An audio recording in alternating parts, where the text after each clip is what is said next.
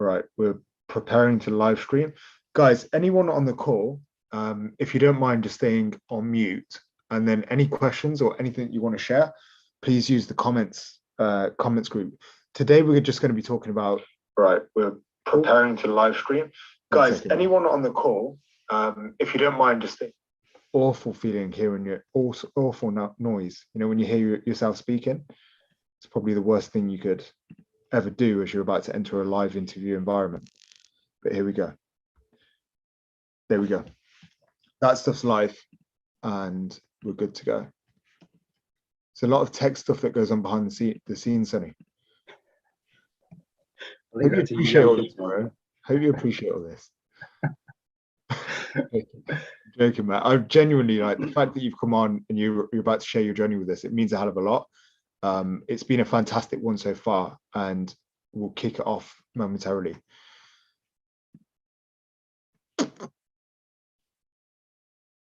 Here we go. I'm good to go. You might be, I'm not. No, guys, everyone, Sonny's a little bit nervous today getting into this call, and rightly so, because I'm absolutely going to grill him for the next kind of half an hour. What I want to know is all the secrets, all the hacks, all the things that you've employed to lose your first, and I've kind of billed this as losing your first 10 kilos, but in fact, you lost a little bit more than that. So let's kick off with that, Sonny. What have you kind of, achieved in this process, man?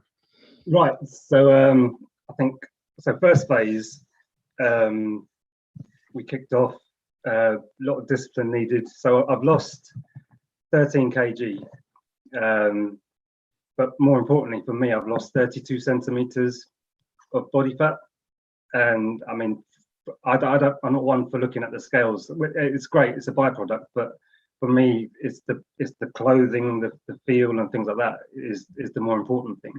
And I know we had on the group earlier, we had today's people talking about comparisons and things like that. And I wanted to jump in there and say, but then everyone's got their own viewpoints and mindsets. But yeah, 13 kg, great. I've lost a bit more since then. Now we started phase 2, just to show off. But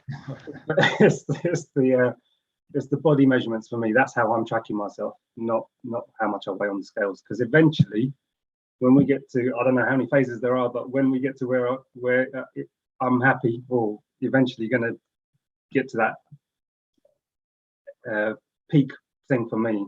Yeah. I know the weight's probably going to go up if I'm building muscle and things like that. So it's, for me, clothing is more important, and the lack of clothing that I've got right now, because I'm not going shopping because I'm not finished yet. So I'm going to be walking around with these MC Hammer trousers and and just getting on with it.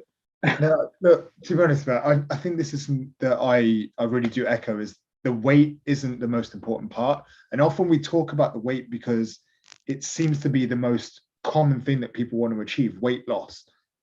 Scale numbers really do take over a lot of people's mindsets when it comes to this type of journey. Yeah. So, and I think, like, I am guilty of this. I talk about people's journey around weight because I know people will just immediately resonate with that. Yeah. But you saying to me, actually, it's how I look and how I feel is way more important. And can we just delve into that a little bit more? Like, yes, the weight has come down. Yes, the body fat has reduced dramatically. But what else have you achieved in this journey so far? I mean, for me, it's been the education. So like, we'll go into background later, but I like learning on the job as well, in the sense of what food is good for you. The MyFitnessPal app has been brilliant. And just measuring the macros. Like one of the things I first said to you was just like, I want to learn more about food. Because I was notoriously a comfort eater, like, growing up. So food for me was like, made me feel good. But then, like, when you were saying, for example, with KFC Friday, right? So not cutting out a lot of the diets. I've tried everything. So and it would be a case of, you can't eat this, you can't eat this, you can't eat that. Whereas one of the first things we talked about was, no, we'll put it in, program it, plan for it. Yeah. I'm just like, oh, this is new. Like, someone's saying, okay, KFC is okay. But it's that education for me is mainly just been learning and being able to pass that on to my kids. My kids now come shopping with me, and like today, my son, he's 9. At school lunch, he had strawberry yogurt, and he comes like, Dad, Dad, Dad, I had a protein strawberry yogurt today. And I was like thinking, I don't think schools do Arla or Skylar or that stuff. But I was like, good that, you know, he's thinking that my daughter's 6 and she's talking about her 1-pack. Yeah. It's like, whatever that is, but let's go for it. It's just like, if they're into it, for me, that's just been a massive bonus for them to be aware. And I mean, I know we're on phase 2 now, and then you asked me the question of, right, you know, I've dropped 13 kg. I would have taken that, bit your hand off at the beginning of this journey and said, yeah, cool, done. I think I'm something like 83 kg now. Yeah. I haven't been 83 kg since I was probably about 10 months old. Do you know what I mean? It's just like I haven't like seen these numbers. So I've probably been 100, 105 kg for most of my life. Like, you know, I'm 41 now, so I'm thinking even when I was at uni, I was 100 kg. So I've always been big and overweight and whatnot. So hitting 83, like sometimes I look at it going, you know, it's a great win, isn't it? Yeah. So, but it's not for me. It's the clothing, it's the size, it's the feel. Do you know what? There's a couple of things that you said there. It's like actually that role model status that you've got anyway. And I know you work hard. I know everything you do is actually geared for the family. Like, I don't see you, you know, spending extravagantly on yourself, you know, rolling around in Lamborghinis and whatnot. But I see you give back to your family a lot. You know, next time I'm gonna, you know, see you rolling around in a Lamborghini, shredded, taking photos. But anyway, that's a year down the line. No, honestly though, so much of what you do is to give back to the family, and to actually hear you say, well, what I've been learning in this education process has enabled me to do that. I think that really marries together. But another thing that really stands out there is the belief that it's kind of instilled in you now that you've seen, not only has the weight come down, but you sustained the weight loss. Yeah. And I don't think, again, if we went back to day one, you said you would have bit my hand off if I offered you 13 kilos in the first foundation. But I don't think I would have heard you even utter the words physique in that first time that we spoke. Well, I've never had it. Do you know what I mean? It's one of those. So if you think about this, I know this is a learning process, but I've never had a physique. So this is all new to me. Like what the wife's saying to me, like, do you know what, there's also the first phase. I was looking at my graphs on the trainer I was at this morning, and I was like, they're going, how quick was it? Because even you said at the beginning, because it's not going to happen overnight. There's that expectation of, right, I'm sacrificing now. I'm doing these 1,800 calories a day, only this amount of protein, this amount of carbs, and this, that, and the other. And you're like, they're going, it's because it's hard. It's hard. It's like weaning off coffee, right? You have to do 3 days hard, and you get the headaches, you get all sorts of the cravings and whatnot. But then after that 3 days, you're like, all right, it's coffee. I'm not missing it. Yeah. And the same is for this program. Once you get used to like the gym work, the diet and things like that, because I found it hard the first week because I was just like, oh bloody hell, what can I eat? Like I had my Friday 3-piece meal at KFC, and that was me done. And I was like, oh shit. I actually think this is a really powerful thing to kind of touch on. In fact, let's come back to that, because I think it'd be good to actually like get an idea for what it was like. You've mentioned most of your adult life you're about 100 to 105 kilos. You've mentioned that you'd had this relationship with food that was more about comfort than it was about nourishing yourself. Yeah. So, you know, what was it like before you joined the process, before you know, jumped in with both feet and got going with us? Do you know, like, so I mean, if I go way back, so I grew up in a newsagent's shop, and it was just one of those where, but sweets, crisps, all the junk food is there for you. Like me and my sister used to sneak, like, put bags into bags of crisps and just say to the parents that we only had one bag. Yeah, we had all the tricks, man. Like, but it was one of those where my sister is stick thin, and obviously I got the rubbish genes, and I took on her weight as well. But it was just one of that, like you get made fun of or whatever at school. You notice, like, you know, I went to only boys' school, so like there's a lot of that feel of physique and things like that. And although I've always been good at sports, I've always been told, oh, you're agile for a big guy and stuff like that. But it does, you know, there's something, there's that unhappiness and not being able to know what to do. So my parents, obviously, with the shop, they worked hard, so they couldn't take me to like clubs or this, that, and the other. And I went to school, which was miles away from home, so it was like an hour and a half public transport journey to get there. So it was one of those where they didn't have the time to do it, or the result, or probably the energy, to be honest with you. Then when I started going to like, university, then obviously you meet mates and people are into sport and things like that. And I've always been I need a gym buddy. Yeah. I need someone with me to motivate me to, you know, my willpower didn't exist. And I say didn't because now I found something that I didn't think I ever would. Yeah. But you get that, and then when you don't see results, you're like, oh man, like I'm making this sacrifice, I'm making this effort. For what? And then you go back to it. Yeah. And you go back to like drinking, and after you've had a drink, you kebab or whatever, like it's just bad habits. Yeah. Right. So it's just one of those where, and it compounds itself, because especially if you don't know anything, I'm an arts person as opposed to a science pod. So learning about nutrition, what goes in food and things like that, I just couldn't care less. So it was one of that, not having that education, then not knowing what expectations are. You know, everyone says, oh, you'll lose weight really quickly, but in the end, all you're doing is starving yourself and you'll be miserable at the same time. Yeah. And it's like, what's the point? So then, like, I'm completely honest with you, like I got married, had kids and things like that.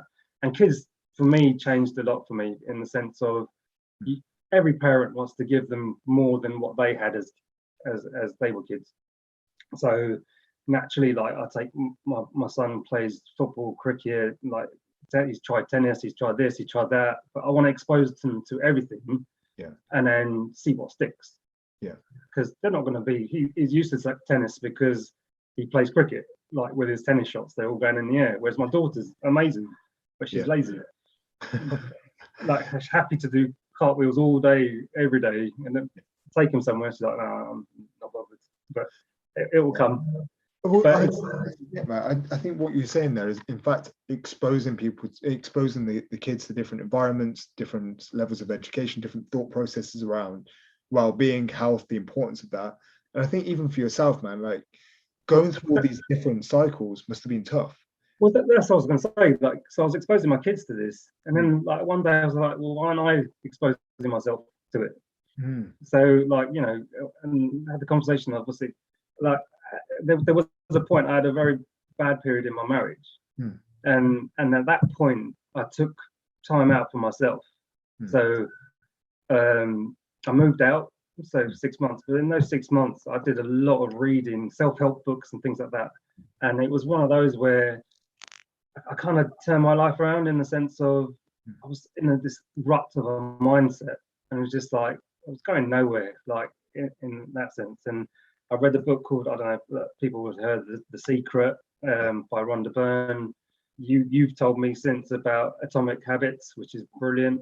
And there's all these little things that come into play, and you start looking at it.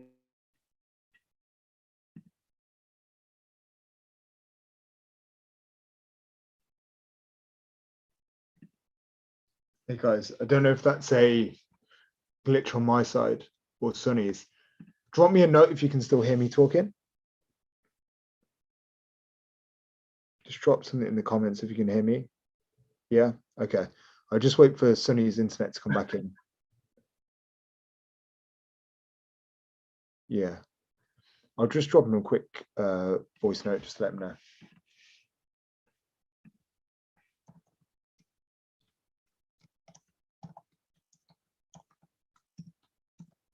Who wants to be Sonny for 2 minutes?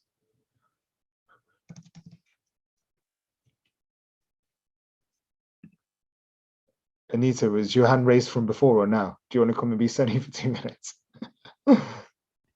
I'll just let him know that his internet's gone. I'm sure he'll be No. back in a minute.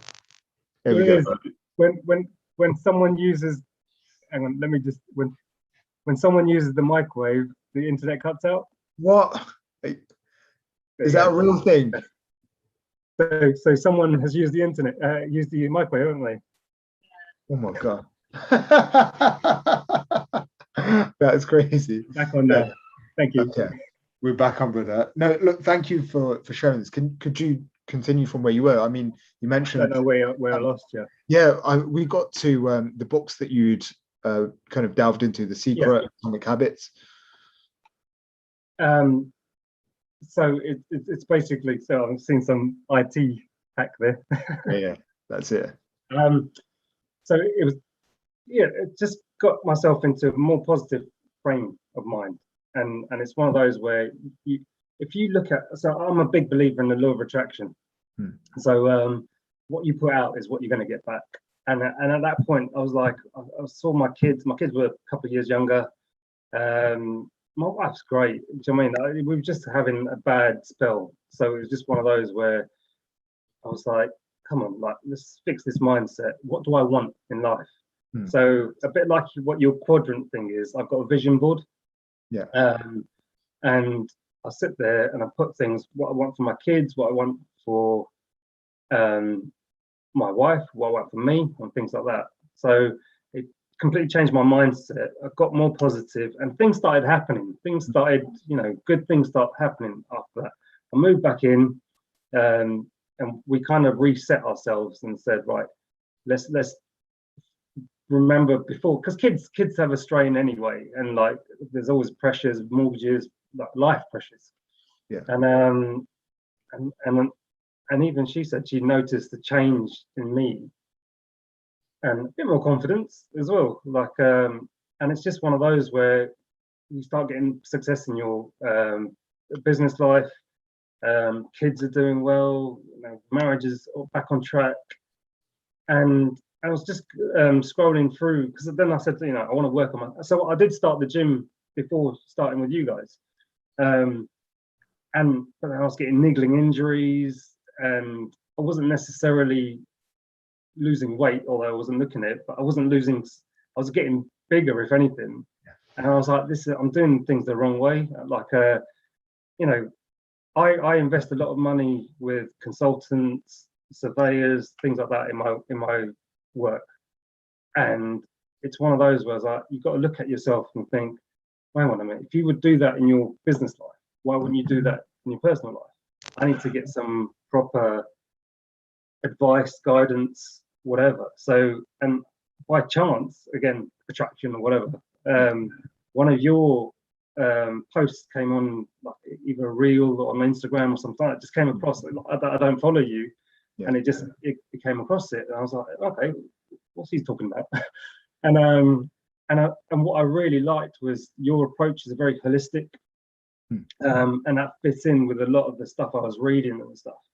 So I started following you. I thought, okay, let me just see how this goes. And at the time, I had an injury, so I didn't feel like I could join. I didn't feel so. Eventually, we spoke. Yeah. And I liked your approach. It's not just about the physical aspect; it's mental. The physiological stuff. Yes. The psychology that you offer as well, and things like that. And I was just like, this, because it's education, right? It's not just a wham bam, go to the gym, eat this, and then come back, and then you're done. This is for life. This is set you up for the future. So like you're my health consultant, essentially. So it's one of those where we spoke, I liked it, but I said to you, I'm not ready yet, because I'm mentally ready, but I'm not physically ready. And I didn't want to start something, because I know, again, going back to my lack of willpower, I know that if I joined and then I couldn't do some of the exercises because of the pain or whatever, I would just flip and just go down that negative spiral. Yeah. And it's then when, so I think it was a couple of months or whatever, I felt a bit better. The shoulder still hadn't fully recovered. And then when we spoke again, and you said, look, you offered the free physio appointments with Henry. Yeah. And I was like, okay, let's do this. So at least I'm seeing someone consistently. And they gave me a steroid. Well, the GP gave me a steroid injection in the shoulder. Henry went to work on it, and it was a great thing is because I couldn't feel any of the pain, so he could do whatever he liked to me, to my shoulder. And it was one just of to those. clarify, too sure. He's a big guy, Henry. But it's one of those where I was ready. I was just like, whatever you would have said to me or done mentally. I had a session with Rena, and she actually said to me, she goes, can't really help you, Sonny, because you are there, you're flying. Like mentally, I was prepared, I was ready. I was like, right, this is my time now. Like let's crack on and haven't looked back. Do you know what? I just came into a question that came through in the chat as well. Like that mindset that kind of stopped you from joining immediately because the injury existed, and there was that fear that if I come, I've got an injury and I can't, move forwards with the training and whatnot, that's going to impact my ability to adhere and stay on track. But then you did get an injury when we were working, the quad injury, which took you away and out of the gym and out of the ability to play sport for a little while. Yeah. Why didn't that completely derail you? What was it? So I was halfway through that journey at that point, and trust me, I was so frustrated because it was, out of all the things, I got injured playing cricket, and no one gets injured playing cricket because you don't really move in cricket, and it's such an innocuous injury, but it's probably something that was building up anyway. Like it was just like the tear in the quad. But do you know what? I didn't panic. I think normally you'd get frustrated, but because I was learning and I was there. Yeah. So I remember on our WhatsApp group, I let everyone know that this is what's happened. First thing I did is book an appointment with Henry. Yeah. Henry's team. But then also, if you think, it's like I said earlier, it's not just about go to the gym, wham bam. There's so many facets to this, right? So you've got the nutrition. So just because I can't go to the gym doesn't mean I can't stick to my calorie count and macros and those levels. So I was just like, okay, I can still do that. Yeah. It didn't mean that I could still walk. I just couldn't run or anything like that. So or train legs, sorry. So I could still do my steps. I could still do 2 out of the 3 things that were on my list. So again, again on my chart, I think I stabilized a bit, but I didn't gain. So come into that as well, because you got injured.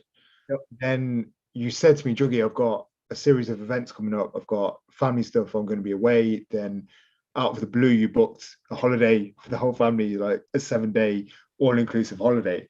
And in that time frame, you did stabilize. So I got you on a call the week the kind of week that you got back, right? Yeah. And my mindset was like, I want to gauge how you feel with the fact that you've just stabilized for the past 3 weeks. And that's the first time you've stabilized in the whole process. Yeah. How did you feel, by the way, when you kind of saw the numbers, and how did that did it impact your energy, your confidence, your drive towards pushing on? No, I was pleased that I hadn't gone up, because everything in front of me was an opportunity to come off the wagon, if you like. Yeah. But I realized, so I mean, let's start. I was trying to think which one first. To say that I was away at my parents' house and my in-laws' house in the summer holidays, and don't have access to. I haven't got one of those pure gym memberships or anything like that. So I've only got the local gym one. But also, so you show me some the TRX stuff and the bands and things like that. So I bought some of that gear because I thought, you know what, it's a long-term thing. You know, that there's going to be other occasions where I'm not going to have access to a gym. At least I can still do some bodyweight exercises. So we changed my routine as well. My workouts to incorporate the band stuff. So like I was with my kids in the park, and there I am, like next to the swings with all this equipment and stuff. People just staring at me, going, "Weirdo." But I was just like there going, "Sod it," I've got to get my workouts in. Yeah. And then, I mean, the holiday was just off the cuff because the weather forecast here, we booked West Wittering down the south coast, and it's going to rain every day. And I got really annoyed and just booked Ibiza instead. Hence why you'll see I was laughing at the pictures that you showed on things. So I'm a bit fairer on the left one, I'm very dark on the right one. So that's the suntan. But it was, again, I researched the hotel, and I saw they had a gym. Well, brilliant, all inclusive. We don't normally do all inclusive for the kids because it's just easier. Yeah. But it turned out easier for me because I could have the salads with the chicken or whatever, the meats and things like that, and still track it on my fitness pal. You sent me the menu. You said, look, these are, you actually sent me the brochure and said, look, this is the hotel, this is the types of restaurants that are there. The gym, we'll probably come to that in a second. The gym looked fantastic in the brochure. I don't know what it was like in person. But honestly, actually, you gauged wasn't the same gym. Exactly. But you gauged that, okay, this is a threat to my ability to be successful here. And again, rather than just kind of sitting there and thinking, oh, I need to work through this by yourself, you just reached out and you asked the question. And I think that's so important just to acknowledge, is the communication around the obstacles. And again, going back to the injury, the quad injury. So you experienced that during the process. That could have been your, okay, I'm going to give up now, or okay, this leeway now for me to go off the track. But you asked for solutions. What do I do next? Like, where do we move? The being away from home, being away from your gym environment, how do we adapt? And I think it's that adaptability that's really seen you through this process. I mean, would you agree with that? Well, I think what people need to realize as well within the group is you're there for us, in the sense of, you're our, okay, everyone pays a fee, whatever, but you're there to for your advice. You're the experts here. We're learning, we're training on the job. So when you've got that resource there with you, why wouldn't you use it?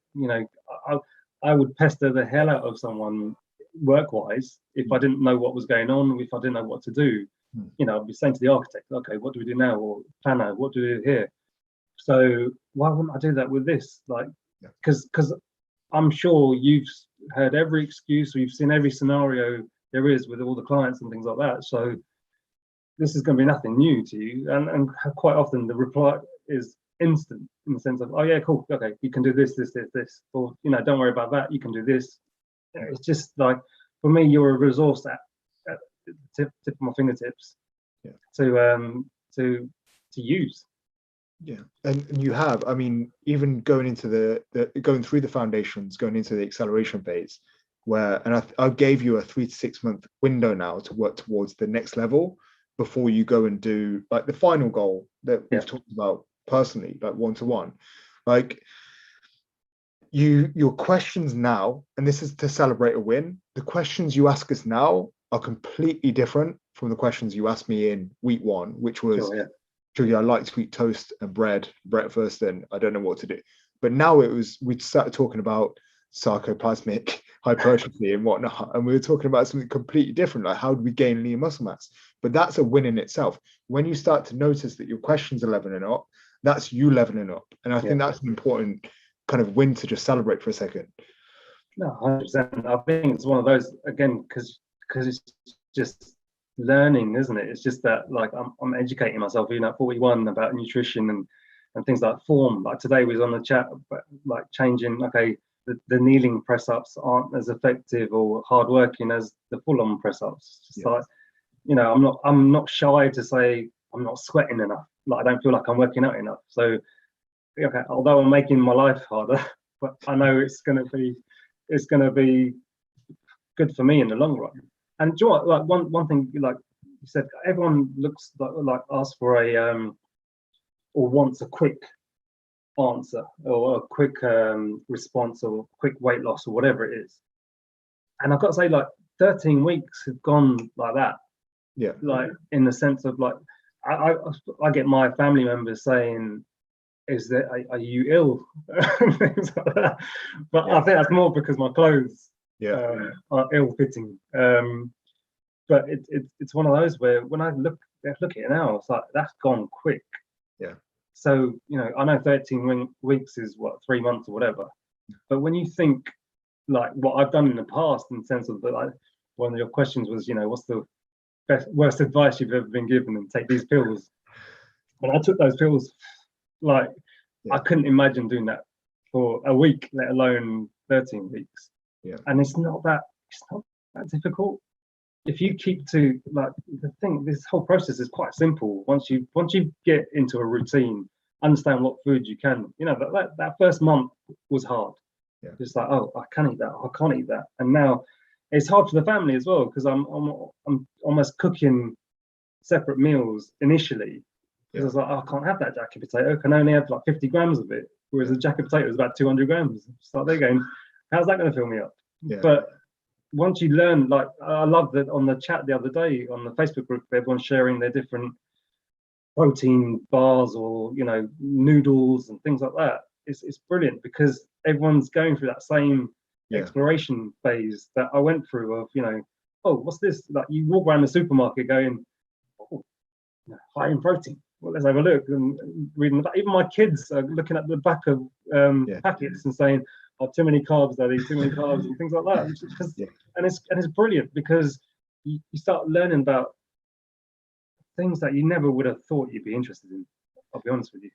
But this another thing that I would say is, like, socially speaking as well, and this happened very early on in the journey. Like, we didn't have to cut that off, and I think that might have been on your mind at some point. Like, I still want to chill with the lads. I still want to have a few drinks. I still want to enjoy myself. And how do we work that stuff into it? But I think you actually tracked before I even said. Like I said, basically have what you want, but be aware of what is going to go into it. So you tracked it. And you didn't like the answer that you got, but you did. You got an awareness of what you're about to consume, right? Because I'm generally a whiskey person, so if I wind down, I'll have a whiskey. Like when you scan the barcode of the whiskey, you're like, they're going, oh my god, it's 100% carb. And then they're scanning all my spirits. What can I do? And vodka works. So like, also another thing. Sorry, I should. So socially, I'm very social in the sense of I'm part of a cricket group, a golf group, five-side football group, and they're all drinkers. And one of the first things I told them was, I've joined you, and I'm sticking to this thing, and not to brag or anything like that. There was banter, they take the piss at you and stuff like that, but they were with me. I knew I was going to spend a lot of time with these guys, and when I'm at the pub, they got me in the sense of, oh, Sonny, have you tracked it? Are you sure have you got space for another drink, or shall we do a beer? Oh, look, they got 0% beers. You could have one of those. And it's brilliant, because it makes you feel comforted, because these guys care about each other, and so they're with you on the journey. So it's one of those where I know a lot of people, we've had this conversation on the group where a lot of people are afraid to tell people, or they don't feel comfortable telling people. I went the complete opposite. I wanted everyone in my circle to know, because they keep you accountable as well. Yeah, they'll review, or they'll do whatever, but all of them now like saying, bloody hell, man, you're looking good, and like asking questions, what you're eating, what you're doing, sounds like a nightmare. But I was like, once you're in it, like, because they all say, are you probably not eating enough? I'm full. I am always full. Yeah. So it's one of those where I'm just like, I'm fine, but it's also helped me that self-discipline. Yeah. So after cricket, for example, you go to the pub, and the pub puts on like sausage and chips or things like that, and I'm there going, I'm good, guys, I brought my dinner with me. Yeah. And they look at you in funny at the first time, but then they get it. They're like, okay, fine, because this isn't going to be me for the rest of my life, in the sense of I know we're going to get to the stage where I can have more calories, but I'll still be educated in the sense of, okay, what's good for me. I'll still probably be tracking, just to know what I can't have, or if I've gone a bit too naughty this day, or but it's knowing that a lot of it's going to be ingrained anyway. this is so if we talk about the different stages of competence, and Yeah. we've talked about this in the Black Swans event recently, which is okay, we start off with this inability to understand that there's a skill that we need to learn. Then we move to a position where we know that there's a skill, but we're just not very good at it.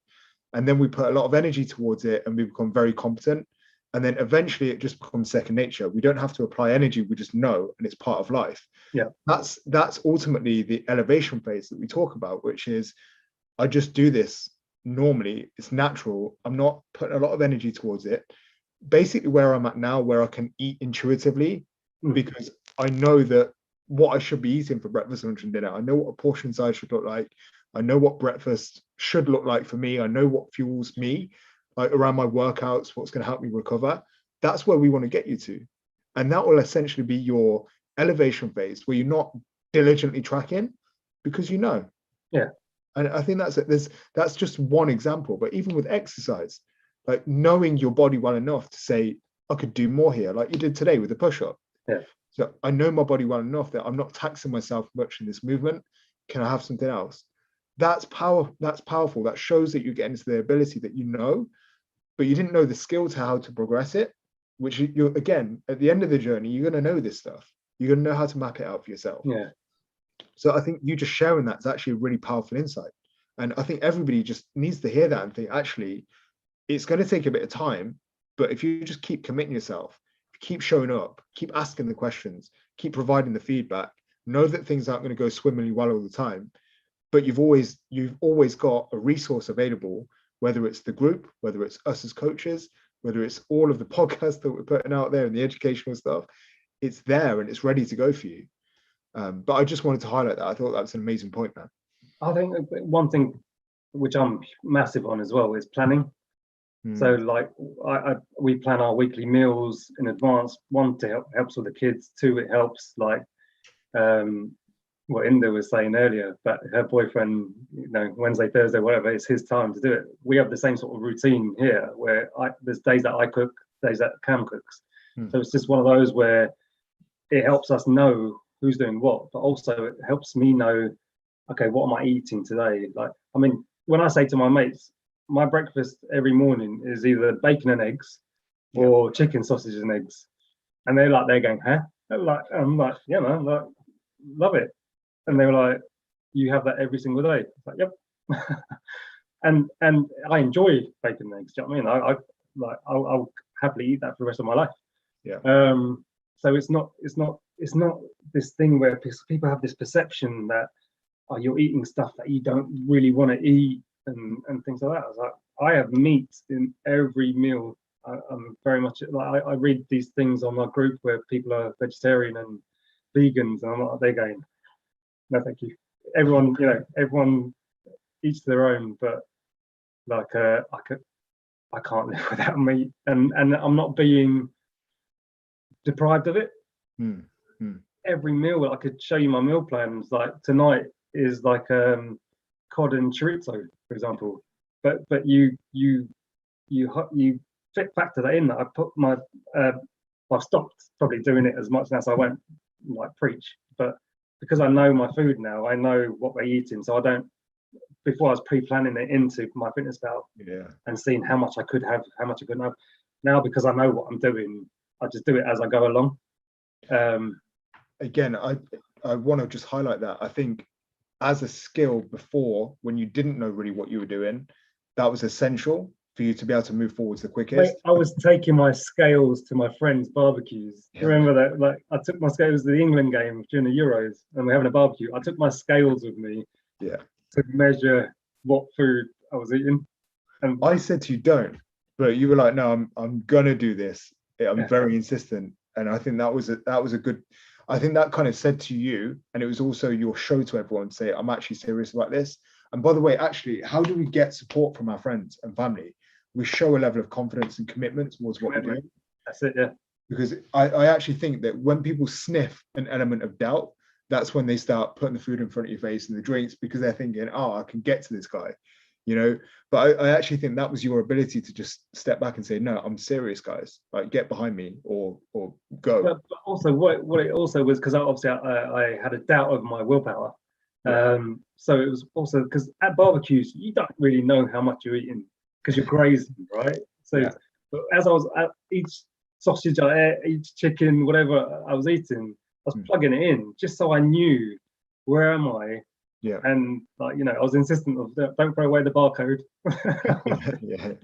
But it's one of those where, and it was great for me, and oh yeah, they saw it as well. But also when I reached my limit, I was like, right, I'm done, guys. So I was leaving space for vodka, diet cokes, and stuff. But like, I was like, guys, yeah, I'm done because I was full. But a lot of the times we eat just because it's there, as opposed to when we're not hungry. Yeah. So that was for me. It was a two-pronged attack for me. Is one, educate my mates that I'm doing this, and also realizing yourself when you're full. Yeah. But I think ultimately taking ownership of the result that you're looking to achieve. Because, and by the way, if you're listening to this and thinking, oh, I need to go and take scales everywhere and all that sort of stuff, and it sounds really extreme, it's not. I think it just depends on you as an individual. And people look at Sonny and say, oh, he's lost 13 kilos in this time. I mean, I wish I could achieve that. But now we're hearing how, like, he really invested from day one, all of his effort, all of his time, his mind into the things that we asked him to do. And then he went above and beyond some of the things that we didn't ask him to do. And I think that's something that we can see now, that's why you progressed a little bit quicker. And some people might be saying, actually, well, I haven't got the ability to do that. I haven't got the commitment to do that. I haven't got the time to do that. Each to their own. But also, this is why comparison does not work. You can't compare yourself to Sonny if you're not going to go to your friends and your families and events and say, I'm doing this, get behind me, or leave me alone. Like, unless you're willing to do that, then you're probably going to keep coming up against those obstacles. Okay. So I'm going to ask you, just like real kind of summarize this for me, man.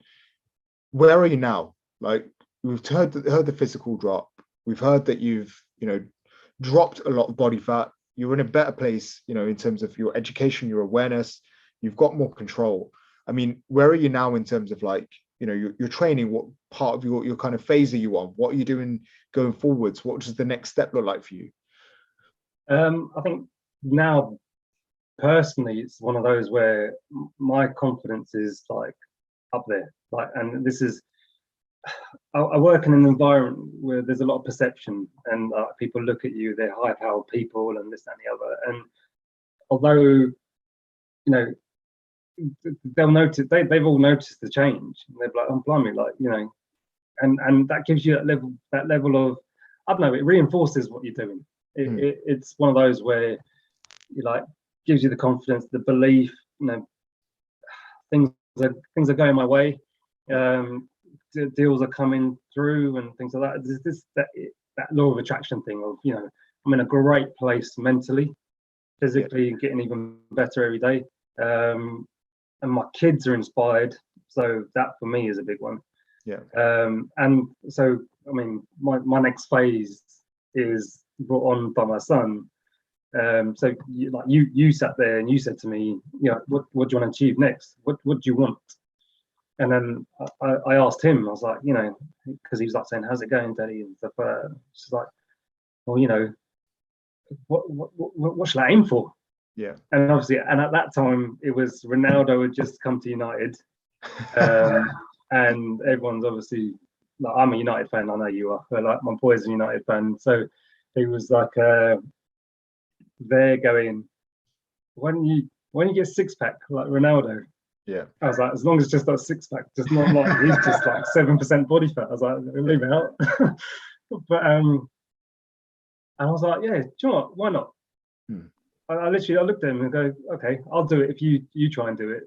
So give him something to be motivated by as well. So so that's my I've told a couple of the guys who are on your group and stuff, manage it and stuff. But I was like, going for a six pack like you. And and they're brilliant. They're just like, you'll get there in no time. Yeah. That thing of why not? I just thought to myself, why not? But I think, again, coming back to where you start from, like, that's confidence, that inner belief that you've developed yourself by taking action, by seeing the results, by implementing quickly and feeding back quickly. actually taking control of these things have given you that belief that you can take this to the next level. But also now, I know that we've been very strategic with your next kind of phase in terms of how we're going to get there. Yeah. We don't need to go into all the kind of details of that, but this is going to be an exciting time for you. And this is going to be one of those things that I think you'll look back on and really appreciate yourself for putting in the work around the education in the foundation phase, because it makes it so much easier to switch between different calorie goals and different carb goals, different protein goals for those weeks that you've got coming up. That again it's building on the foundations. And that's for everybody listening, your calories and your protein, once you start to nail them, that's foundation level. There's another level after that. There's more and more and more that we can layer on. But if you're only focusing on calories and protein right now, and that's getting comfortable, you got to feed that back. You got to say, this is easy for me now. What's the next step? Because that's what I saw with Sonny. I saw that happening with him. That's when I started giving him more specific, carbohydrate goals and fiber goals and whatnot. So keep that in your mind if you're still actively listening. Just a quick one, because I know for a fact that one of the guys that are on this call right now listening in, I spoke to him the other day. He got the comment that, are you getting too skinny? You're getting too skinny. How did that impact you mentally? How did that impact you in terms of like that opinion coming through? And also on the other side, you knowing where you're at right now compared to where you started from. So it's like the two groups of people who said it to me. So the first group was family, saying, oh, you're getting too skinny, you don't look well, and things like that. And I laughed. My immediate reaction, my mum especially, I laughed. I was like, when I was how I was before, you'd sit there like, so in Punjabi she says, "Kha kha ke fully under." So like, you're just eating and eating and getting bigger. Yeah. And I'm like, they're going. So I've gone from that to now I'm too skinny. And so I just laugh and dismiss it. I was like, don't worry, I'm not finished. Yeah. And then with my friends who say it, so with my golf, my network around here, my nickname is Cher, because Sonny and Cher. So like when I joined, they call me, now they call me Skinny Cher. And they're going, okay. And they're saying, when are you going to stop? Like you're losing too much. I said, guys, I'm not finished yet, and this is just a phase. Yeah. Don't worry, it's going to get up a bit. Like when that lean body mass muscle comes in. Yeah. Like I'm not wasting away. But again, I'm expecting my body to change again. Yeah. But so it's a process. So I said, I don't even know if I'm halfway through or not. I'm just in my head, I'm just starting. Yeah. So I was like, bear with me, you'll see a lot more changes yet. Yeah. So that's how I just deal with it, because it's like they don't know. You have to remember, they don't know. They don't know what you're going. They see it's perception, right? They see a bit of, like, they see your body changing, but they don't see what you're doing, why you're doing it.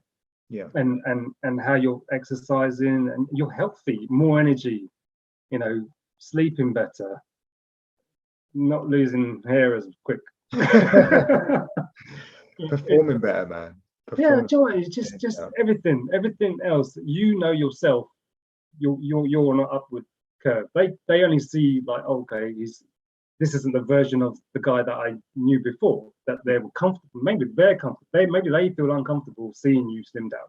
That's on them. There's nothing you can change. Right. You're feeling good. This is a really valid point, and this is something that I said to the lad I was discussing this with. Everybody else is comfortable being where they are, and when they see somebody really putting in the work to change and alter their lives, that makes people incredibly uncomfortable. Yeah. Whether they realize that that's what's happening or not. And some people say things without really thinking them through, but it tends to come from, I'm in a place of discomfort. I can see you're doing something that makes me more uncomfortable. I'm gonna snap and say something to you to try and bring you down a peg. But look, this is important. I wouldn't say they're not trying to bring you down a peg. They're trying to make themselves feel better. That's the two different. I don't think they're purposely trying to get to you. They're just trying to make themselves feel better. Because in my groups, like initially it's just like, oh, you're starving yourself. Then a couple of weeks later, well, I'd say over a month later, they were like, so what are you doing? What gym work are you doing? And things like that. Because they're seeing it's lasting. It's not a temporary phase. They're seeing, okay, he's going for this. And then they're inquisitive. Then they want to know. And then that just reinforces that they're not happy with themselves. Yeah. So whatever comment they come up with you, like you have to be. I'm strong enough mentally now to just like brush it off as I don't really care. I'm on this journey for me and my family. I'm not in it for anyone else. Yeah. And I'm feeling great. So get used to it. Look, man, I think you and I could probably continue this. We're going to do a part 2 once we get to your next goal and the next vision. You've done pretty well for a nervous guy. You've done pretty well, man. I'm waffling. Like the wife said to me, stick to the point, don't waffle. Like, sorry. Yeah. Look, context is everything. You've just mentioned that, like, context is everything. Like, I'm going to ask you just a real quick question, man. Like, if you went back to the very start, would you make this investment again into yourself, financially, energy wise? Would you do that again? The short answer, yes. I wish I'd done it years ago. Honestly, I wish I'd done it years ago. I've waited till 40. There's no right, wrong answer to this in the sense of when you start, but just start, because I feel so much better knowing that I've done it. And it's only been 14, 15 weeks. Yeah. Do you know what I mean? 15 weeks is nothing. In comparison to the life. For years, I'm talking years, decades, I've been miserable, overweight, whatever, not knowing what to do. Yeah. And look, in comparison to a lifetime, like all the years that you've got to come and then all the years that have passed, like 16 weeks is a drop in the ocean, man. And I think that's important for everyone to understand, whether you're in a high right now or you're kind of plateauing or you're in a low. It's just momentarily, and we will work on it and we will find solutions, but I need you to stay in the game mentally. Another question for you: if there was one piece of advice, just one piece of advice that you could share to somebody that's like kind of sitting on the fence right now, like whether it's they're in the program and they're not fully committing, or they're kind of sitting on the fence, shall I book a call in, shall I not? Like, what would you say to those guys? So firstly, like the booking the call in, like what have you got to lose by booking the call in? Have a chat, but also don't be scared. Just jump in. But it's this commitment. What you said was a massive thing there. You got to know, it's hard work. Of course it is. You will make some sort of sacrifices. Sometimes, would be at social events, you'll pick and choose what you do, but also don't look at it from a daily perspective. Like sometimes I'm over on a daily, but under on a weekly. Yeah. So don't get caught up in the psychology in this is so important. Yeah. Knowing that you're on the right track and that there's people there to help you as well. Like you're not on your own. We're all in this group together. We're all trying to get to a goal, which is to improve ourselves health-wise. So, don't hesitate. Just do it. Yeah. That's a simple thing. Just don't hesitate. Just do it, because you're going to feel amazing for it. I think we should call Nike up, say they got the slogan wrong. They've got it. Don't hesitate to it. Bro, I think that's amazing, man. Guys, any questions that you've got for Sonny, for either of us right now, please do fire them at me. I'll kind of leave that open for the next kind of minute or so. Just while I say thank you to you, Sonny, mate, it's been incredible talking to you and actually debriefing everything you've kind of been through before you start the journey to where you are now. We've just had an amazing session. Thank you, Sonny, for sharing your journey so far. That's from Manjit. Manjit, good to hear from you. Really glad that you were able to tune in. But I think unless anybody else has got any questions, we'll probably call it a day there. Yeah, pretty clear. Anything there? How do you manage family meals, including kids' meals? I.e., do you have separate meals? Sometimes. So again, like when I said that we do the weekly planner.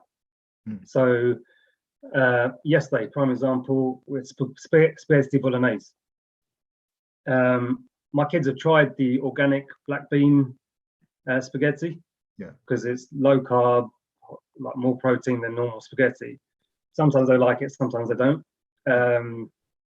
But so yesterday, obviously the sauce is still the same, but we still cook. We know what we're putting in and things like that. And then yesterday I just made them normal spaghetti as opposed, and then I just had the black bean, which is 2 separate pans. So it's planning is the short answer. my kids are involved. I'm lucky the kids eat anything. Like we can go to any country in the world and they will try sushi, they'll try anything. They love food. Cool, man. So yeah, I'm blessed in that sense. Not fussy. That's awesome. And Jiggy, that question that you just shared there, is that something you're finding as a challenge yourself, or was it just to get an insight really from Sonny to say, where is he at right now with family meals and planning around it? Can you hear me? Yep. Yeah, it's a challenge for myself because my one is a fussy eater. It's a massive fussy, but I'm finding I'm cooking at least 2 meals a day. Sorry, Jiggy, I'll just stop you there. It's really muffly, like it's really quiet. Are you putting the kids to sleep at the moment? Hello? Don't worry, I'll put it on the Facebook Messenger. Okay, awesome. Thank you. Cool. Thank you, Jiggy. Appreciate the question. We'll get some more context out in the Facebook group, and then hopefully we'll be able to share more info there. But Inda's asked the question, is there anything I miss? And I'll be honest with you, no. Like I haven't actually had a KFC in about 5 weeks. Because I was getting to the stage where initially I was having 3-piece meal, then I was having 3-piece without the chips, and then it went down to 2-piece, and then I just kind of, with the holidays and things like that, it wasn't before. I used to have this mentality of reward yourself so that your mind or whatever doesn't think that this is a chore, but I'm still eating food that I actually enjoy generally anyway. It's like I'm not on just salads or stuff like that. Like I was saying, like I'm getting my meat fix anyway. So bacon and eggs in the morning and things like that. So like these new Grenade ice cream bars, which someone in the group recommended. I have my chocolate, the Grenade chocolates or whatever. Like I'm getting my sweet fix. I'm getting my savory fix. That all-inclusive holiday we went to, we probably only had 1 drink all week. And it was the vodka's minging, but it was just one of those where I didn't feel like I needed it. I was like really content and happy and things like that. Whereas sometimes you drink just for the sake of drinking. But I still drink, like I wouldn't say regularly, but occasionally like have a drink or whatever with the missus, have a glass of wine, stuff like that. So because I log everything, I plan everything, same, and even if a glass of wine or like half a bottle is like whatever 300 calories or whatever it is. And there going, okay, that's fine. Even if it takes me slightly over where I am at, because generally I'm under every day. I've got room to eat more, but I'm not hungry. So it's like they're going, well, why force yourself like if you're not hungry? So I know I've got that spare capacity to have a drink or things like that. So I generally don't miss anything. I think that's important. I think if you come into the journey thinking I'm going to miss things, then you miss out on all the amazing things that you do have available to you. And I think that was something that was taught to me a long time ago around gratitude, like being grateful for the opportunities and the foods that we can eat rather than thinking about all the things that we're missing. And like Sonny said there, you don't have to miss out on anything. Like honestly, I think one of the things that was like hinging on him joining or not was the whole KFC Fridays. Like he said to me, and when I said to him, look, you can still have that, that's not gonna be an issue, there was a bit of shock, but then we actually built out, well, this is how you do it, this is how you can actually manage that, and we simplified the process. So although it's funny, but it's actually, it's normal, and you don't have to miss out on anything, and a week's a long time. So even if you do have a high day, we can pull that back. We don't want to do that all the time, because then that's going to start impacting on your training performance, your cognition, your energy levels, but it's possible. And look, we've got another client that was actually working with us, traveling back and forward to France and all that sort of stuff in the time, and constantly being in different bouts of isolation and quarantine. He didn't miss out on anything. He was still eating every weekend. He was still enjoying his cheeses and whatnot, especially from France. Apparently it's amazing. And he's a wine connoisseur as well. So he was actually grading wines while he was doing it on the program, and he lost, I think it was like 12 to 15 kilos in the end as well. But it was just the case that he was honest with his tracking, diligent with it, and allowed us to help him to work around it. So honestly, you don't have to miss out on anything, but if you're worried about it, ask the question and we can work it through with you. I think that's the thing as well. So I was going to say, like, so in part of my job was I go onto sites and things like that. So there's a lot of road travel. And where I was going wrong previously was you'd stop off and have a junk food or like a sandwich or baguette or whatever, like anything you could get that you could eat and drive at the same time. Yeah. Whereas now, like, if I know I've got those journeys ahead, I've pre-planned, like, I'll have a chicken salad or I've made it from home, Tupperware, and off we go. And that's been such a big difference to me because, like, generally the food that you get on the go is going to be crap for you. Yeah. It's high calories, poor macros from what you're trying to hit, and then you're chasing your tail. So just pre-planning it, knowing, okay, I've got to be there. I'm gonna. Even my mum now knows, like, you know, when I'm coming around, the butter chicken's gone. It's like lean, like normal chicken curry, as opposed to with the cream in it. But you need to access the new recipe book, because I've put, or my mom and me created an amazing butterless butter chicken, and it honestly, it's amazing. Like, it's crazy how good it tastes. So I'll make sure you've got a copy of that, bro. Oh, fair play.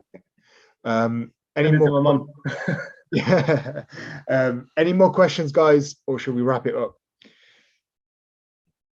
I'll give it 30 seconds and then forever hold your peace. Well, everyone knows I'm on the group anyway, so if everyone's got questions and stuff, I know some people don't like to ask.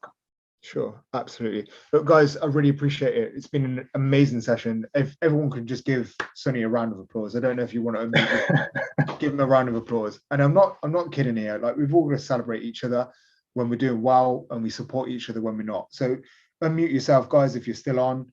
Give Sonny a bit of an applause. In 3, 2, 1. If it's not everyone. Legend, absolutely amazing. Guys, we'll wrap it up. Sonny, have a great evening. Thank you for your time. Thank you for everybody that tuned in this evening. We will catch up soon. See you later, guys.